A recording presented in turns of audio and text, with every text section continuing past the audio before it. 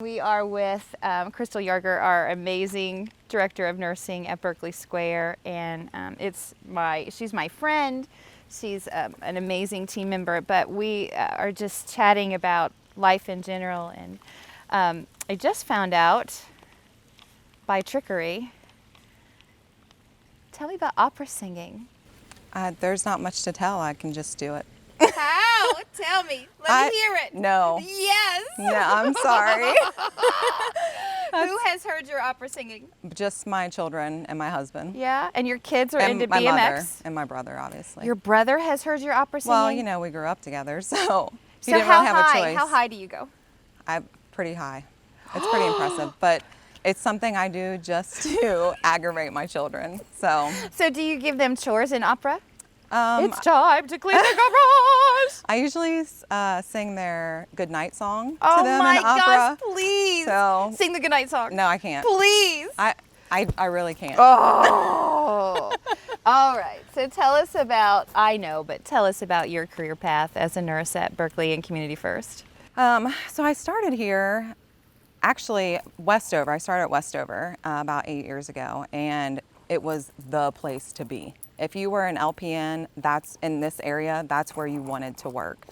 You know, and Berkeley as well, but just for whatever reason, that's what I always heard about was Westover. So I tried and tried and tried to get on, and finally Wendy called me and she hired me night shift, which was nothing that I really wanted to do, but I just, you know, wanted to get my foot in the door. So I started night shift as LPN, and then once I furthered my education and got my RN, I went into management, and then the Berkeley DON position came available a couple years after going into management, and I thought, well, I'll give that a shot. So here I am. That's so awesome. What Yep. is different about the care at the communities, Westover and Berkeley? What's different, you think, about the care?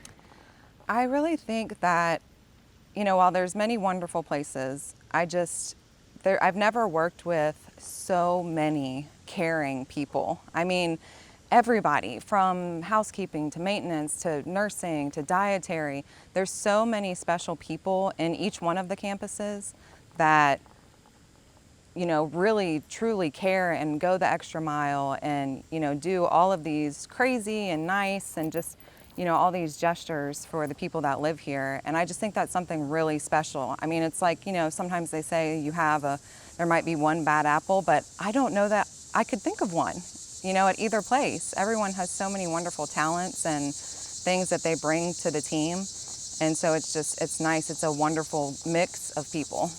I heard a team member yesterday when we were talking about getting ready to make some videos for the internet say that they felt closer to the residents during COVID and their own staff. Do you think that's true, and why? Oh, yes, totally. I mean, the whole COVID thing has been awful. You know, it's been awful on everybody, the residents especially, the families of the residents. And, you know, as a nurse, one of our things that we do is we take care of the whole patient. That's, you know, a big part of nursing. It's not just the pills and the meds and this and that.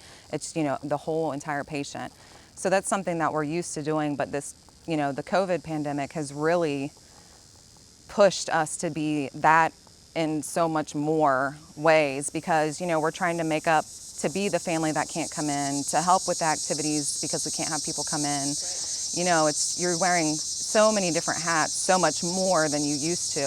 And so it's been really, as horrible as it is, it's been really special to see all the different things that just the team has done to really step up and try to do. I mean, you know, we'll never replace family, but, you know, they're really trying to keep them Sure. occupied and happy and stress-free.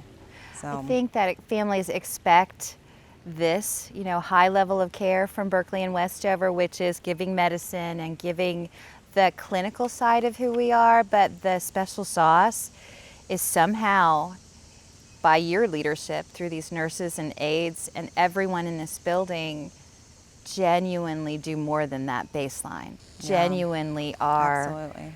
are looking at what they love to do, what they love to eat, making sure they're helping with Skypes and Facebook. And I've watched nurses and programming work together just to think of a way that they can see outside a window to see somebody or have a special conversation with a daughter. How do you keep your team motivated during COVID? I tell you, honestly, it's been tough just because, in the leadership team, we have had a lot of late nights, a lot of loss of sleep over the whole thing. It's just been, it's been something none of us have ever experienced. You used the term before, building the plane while you're flying it, and that's exactly what we're doing.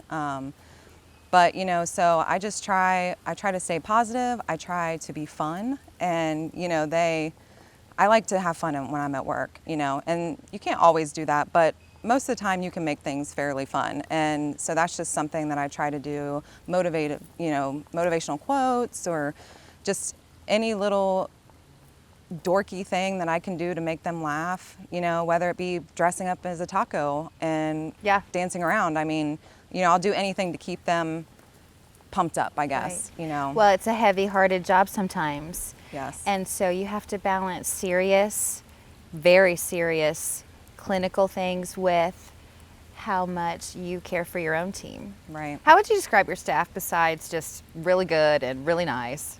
I'd say they are such a melting pot of people. We have so many different walks of life with so many different specialties, I guess you could say. And they all just bring so many different things to our team to make it so unique. And it's, an example is we have a aide whose grandfather is a barber, and so he taught him his whole life on how to cut men's hair. Right. He cuts his own hair. So when all this COVID stuff started and the men that we had in the facility couldn't get out, he brought his clippers and offered to, cut their hair. So, I and love of course, that. permission from the families and all that. But so he did that. It's just these random little talents that you may not ever know that they have until you need them, and they'll come to you and say, "Hey, I can do this." It's not in the handbook, is it? No, That's it's awesome. not, and it's wonderful. So is there a special moment in your whole career here that stands out, like, this is why I work here? This is my aha moment. Is there a resident story that really you would want to say, this is really why I do what I do? Well, I'll be honest, there's been so many since I've worked for the company for so long. It'll be 8 years in October, and I don't know that I could really pick one certain thing, Right. but the reason I continue on and, not go to the hospital or go to another facility is because I feel there's so much community here, and they really, it's an honor to be able to serve the people who built the community that we live in, Sure. that we share with our children and we have these mememories for. Right. And, if it wasn't for a lot of these people, then we wouldn't have all that we do. Yep. So it's a nice way to give back. And they're so much fun too, and they have the best stories, the best Right. advice. They're not a room number on a door. No, never.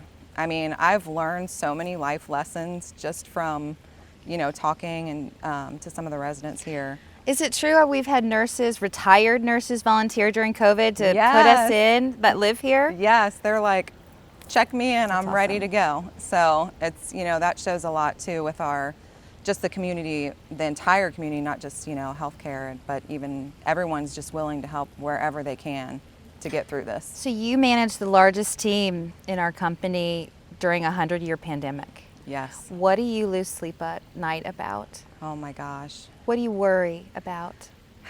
A lot, but I worry about the mental health and well-being of our residents. Me too. What we're doing to protect them could potentially hurt them, and by no fault of anyone's, but it's just what we have to do, and that can be really tough, to balance. But I think that with having the team that I do, my nursing staff here, and the rest of the staff that work in the building, and knowing how much effort people put in to try to make their lives as normal as possible during this, it helps a little bit with that sleep. So are you rampant with cases at Berkeley and Westover? No, we don't have any. None. How's How's that possible? Well, The I tell media you, has made it big. Yes, yeah, they have. But no, we've not had any.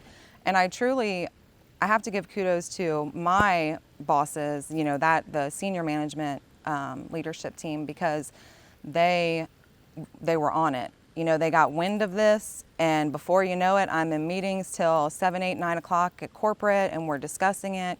We started doing everything ahead of anyone else, you know, as far as masking and all of the things that we've implemented. We've always been ahead of the game.